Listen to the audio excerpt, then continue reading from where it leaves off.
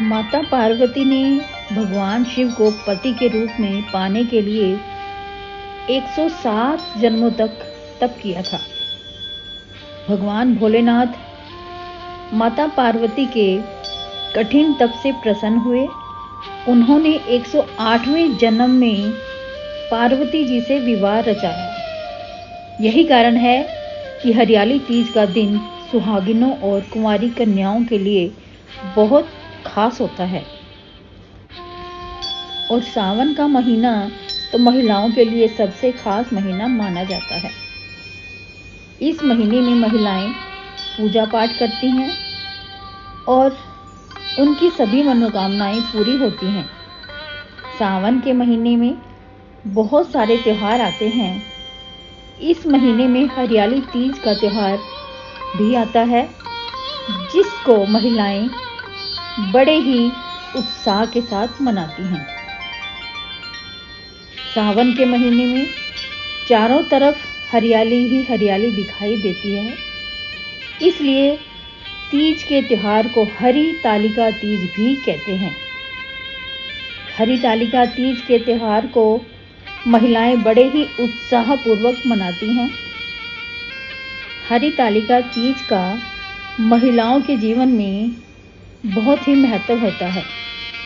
इस दिन महिलाओं और कुंवारी कन्याओं के द्वारा की जाने वाली पूजा से उनकी सभी मनोकामनाएं पूर्ण होती हैं। मुख्य रूप से तीज का त्योहार अच्छे और मनचाहे वर की प्राप्ति के लिए कुंवारी कन्याएं उपवास करती हैं। और ज्योतिषियों का कहना है कि जिन लड़कियों का विवाह नहीं हो पाता, उन लड़कियों को तीज के दिन उपवास करना चाहिए और सच्चे मन से भगवान शिव की पूजा करनी चाहिए, क्योंकि तीज के दिन पूजा पाठ करने का एक अलग ही महत्व है। आइए अब हम हरियाली तीज की कथा के बारे में चर्चा करते हैं। प्रचलित कथाओं के अनुसार सती ने हिमालय राज के घर पार्वती के रूप में दोबारा जन्म लिया था। तब उन्होंने शिव जी को पति रूप में पाने के लिए बहुत तपस्या की। लेकिन उसी वक्त नारद मुनि राजा हिमालय से मिलने के लिए गए और माता पार्वती की शादी करने के लिए भगवान विष्णु से शादी करने का सुझाव दिया। और नारद मुनि के इस सुझाव से हिमालय राज बहुत प्रसन्न हुए और पार्वती जी का विवाह विष्णु जी से करवाने के लिए पूरी तरह से तैयार हो गए। जब यह बात पार्वती जी को पता चलती है तो पार्वती जी का विवाह उनके पिताजी हिमालय राज ने भगवान विष्णु से तय कर दिया है। तो इस बात से पार्वती बहुत दुखी होती है और दुख में आकर वह जंगल की ओर चली जाती है।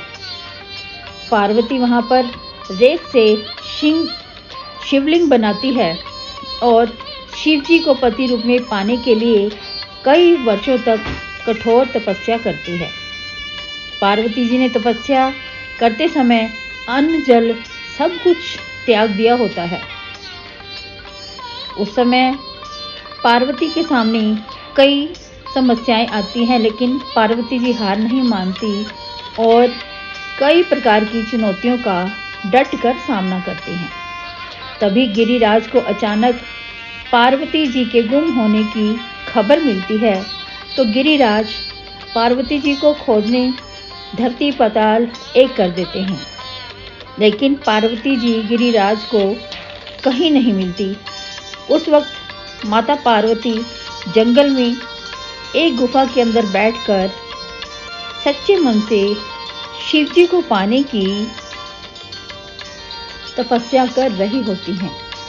माता पार्वती जी की तपस्या करने से शिव जी का हृदय प्रभावित हो जाता है और शिव जी श्रावण मास की शुक्ल पक्ष की तृतीया के दिन माता पार्वती जी के सामने प्रकट हो जाते हैं और शिव जी ने उनको अपनी पत्नी के रूप में स्वीकार कर लिया होता है और माता पार्वती जी को इच्छा पूर्ति का वरदान देते हैं।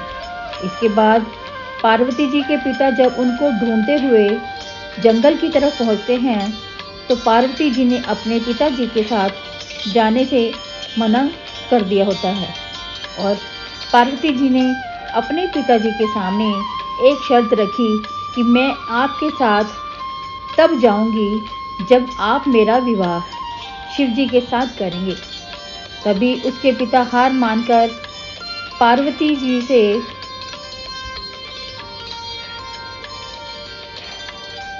सारी बात मान लेते हैं, उनकी शर्तें मान लेते हैं और उनको घर ले जाते हैं।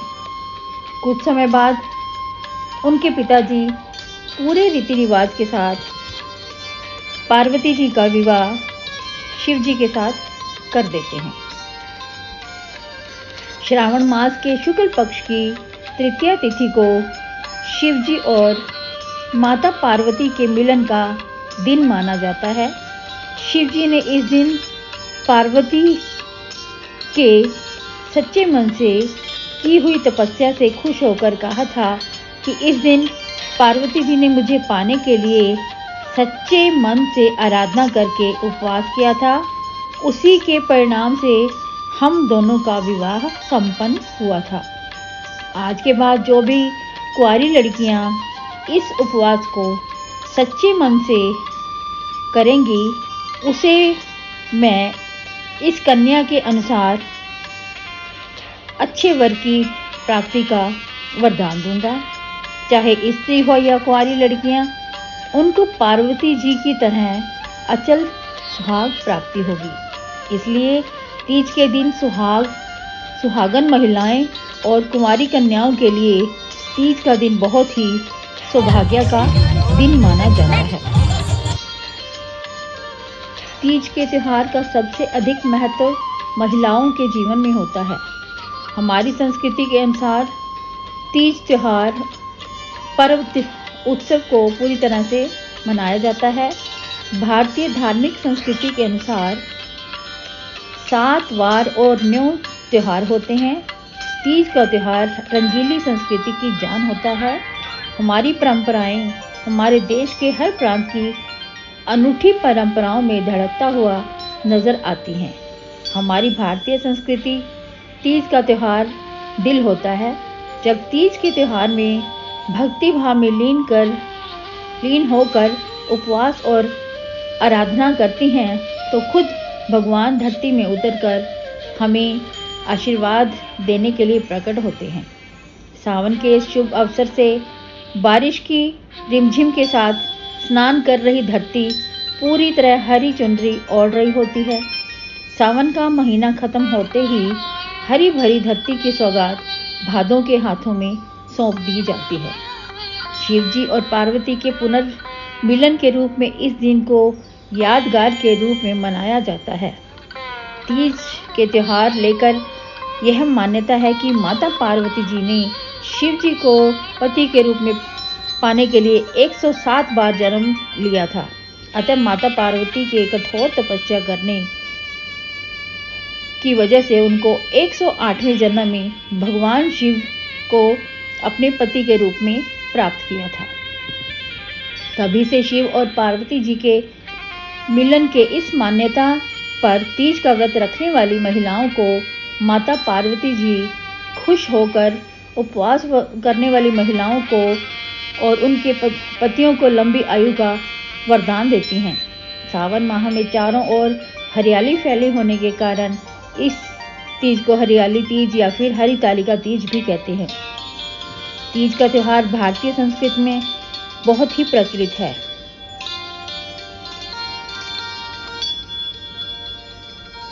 तीज त्योहार महिलाओं और कुंवारी लड़कियों के लिए खास महत्व रखता है। इस दिन महिलाएं 16 श्रृंगार करके अपने पति की लंबी आयु के लिए शिवजी और पार्वती जी से प्रार्थना करती हैं।